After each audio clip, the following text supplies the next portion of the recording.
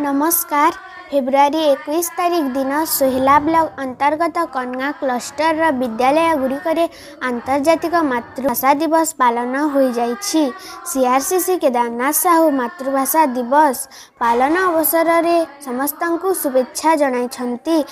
पूज्य गुरुजी गुरुमावृंद एवं एठारे उपस्थित मोर स्नेहर छोट बड़ भाई और भौणी माने आमे समस्त जानिछु आज आमे आंतर्जातिक मातृभाषा दिवस पालन करिया भाई एठारे एकत्रित होइछु।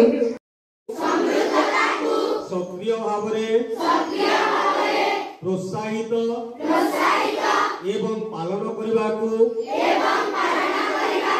प्रतिज्ञा करूछि। दैनंदिन जीवन रे निज मातृभाषा व्यवहार करी मु अन्य माननकु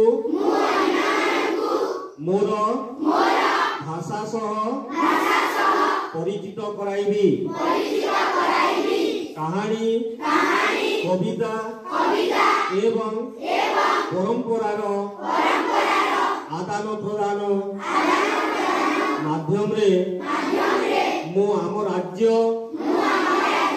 तथा राज्य बाहरे ओडिया भाषा साहित्यर प्रसार एवं प्रचार रे सहयोग करिबी।